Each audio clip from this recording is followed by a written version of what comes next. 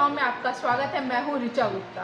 अपनी प्राकृतिक सुंदरता, सौहार्दपूर्ण लोगों और जीवन संस्कृति के लिए दुनिया भर में जाना जाने वाला बांग्लादेश आज चर्चा में बना हुआ है। लेकिन उसकी चर्चा की वजह खूबियाँ नहीं, बल्कि उसके अपने देश में बन चुके गृह युद्ध जैसे हालात हैं। बीते कई दिनों से सत्ताधारी पार्टी, सेना और छात्रों के बीच में संघर्ष की वजह से बांग्लादेश धधक रहा है।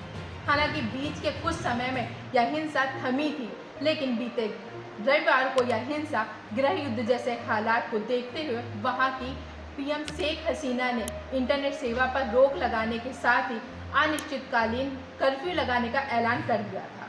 लेकिन अभी आई ताज़ा अपडेट ने हर किसी को चौंका दिया है।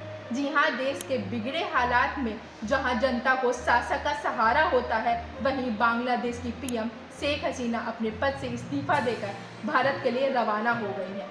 इस पूरे बवाल के बीच जरूरी हो जाता है कि हम इतिहास के पन्नों को पलटें और जानें क्या कहते हैं बांग्लादेश के पीले पन्ने। ऐसे में जब उर्दू और राजभाषा घोषित हुई तो बांग्ला भाषा लोगों में असंतोष और गुस्सा भड़क गया। इस दौरान बांग्ला भाषी लोगों को न्याय दिलाने के लिए पूर्व पाकिस्तान के नेता शेख मुजीबुर रहमान ने अवामी लीग नाम से एक पार्टी बनाई थी, जिसके बाद साल 1970 में उन्होंने जीत हासिल की और पश्चिम पाकिस्तान के प्रभाव वाले सैनिक शासकों ने उन्हें प्रधानमंत्री बनने की जगह जेल में डाल दिया।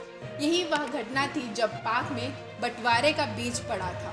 26 मार्च को मुजीबुर रहमान को बांग्लादेश की स्वतंत्रता की घोषित की थी। 26 मार्च को मुजीब उर रहमान ने बांग्लादेश को स्वतंत्र होने की घोषणा की थी। इसके साथ ही शुरू हुआ स्वतंत्रता संघर्ष का पूरा हिंसापूर्ण संघर्ष।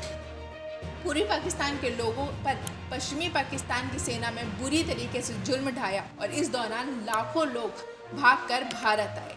भारत ने बांग्लादेश की मुक्ति वाहिनी सैन्य सहायता दी। 16 दिसंबर 1971 को पाकिस्तानी सेना ने अंततः आत्मसमर्पण कर दिया और बांग्लादेश स्वतंत्र हो गया। ऐसे में अगर बात करें भारत और बांग्लादेश के रिश्तों की, तो भारत और बांग्लादेश के बीच अद्वितीय संबंध हैं, जो सांस्कृतिक, भाषा और ऐतिहासिक संबंधों में चिन्हित हैं।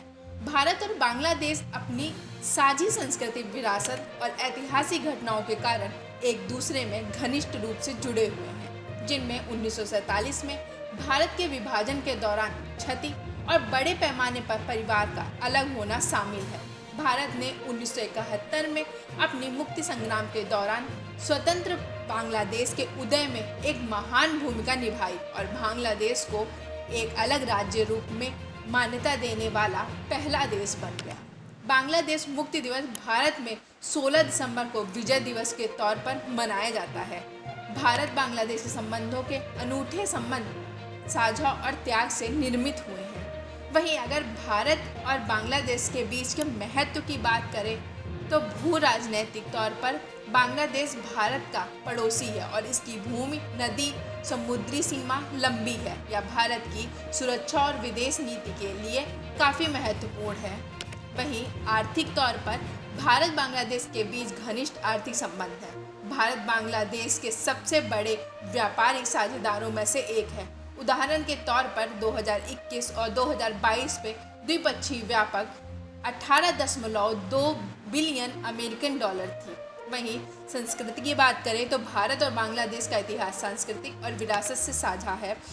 दोनों देशों के लोग मजबूत संस्कृति और पारिवारिक संबंधों से जुड़े हुए हैं और बांग्लादेश में भारतीय मूल के लोगों की बड़ी आबादी रहती है। वहीं पर्यावरण संबंधों की बात करें तो बांग्लादेश और भारत सीमा पार की नदियों और पारिस्थितिकी तंत्रों को साझा करते हैं, जिससे दोनों देशों के बीच जल प्रबंधन और बाढ़ नियंत्रण जैसे मुद्दों पर सहयोग करना महत्वपूर्ण हो जाता है। उदाहरण के तौर पर सुंदरबन के संरक्षण के लिए समन्वित प्रयासों की आवश्यकता है।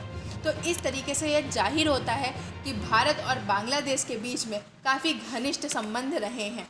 वहीं अगर बात करें बांग्लादेश की प्रतिवर्ष कैपिटा इनकम और लोगों के बीच में मुश्किल हालातों की, तो बांग्ला की गिनती गरीब देशों में होती है। इसका घनत्व भी भारत से ज़्यादा है। 9 महीने तक चली लगाव की जंग देश के लोगों के दिलों में बैठ गई और यही वजह है कि एक समय तक एक हिस्सा होने के बाद तो दो देश पाकिस्तान और बांग्लादेश अलग हो गए। नफरत कुछ इस कदर कि इस बंटवारे से जो बांग्लादेश के लोग पाकिस्तान में रह गए वे आज भी नागरिकता पाने को तरस रहे हैं। बेशक आज़ादी की यह जंग बांग्लादेश ने अपने भारत के समर्थन से पाक को हराकर हासिल कर ली, लेकिन पाकिस्तान और बांग्लादेश में संबंध में आई खटास आज भी खत्म ना हो सकी। शायद यही वजह है कि शेख हसीना मुश्किल हालातों में भी पाकिस्तान के बजाय भारत भागकर आई हैं। हालांकि आंकड़ों के अनुसार भले ही बांग्लादेश ने काफ़ी उन्नत कर ली हो, लेकिन वर्तमान में देश में पैदा हुए हालात और हिंसा के हालत में पीएम शेख हसीना के इस्तीफे ने काफ़ी कुछ खराब कर दिया है। अब देखना यह होगा कि वर्तमान कैसा भी हो, लेकिन बांग्लादेश का भविष्य कैसा होगा यह देखने वाला होगा। बाकी ऐसी खबरों के लिए आप बने रहें हमारे चैनल जर्नलिस्ट कैफे के साथ। तब तक के लिए धन्यवाद।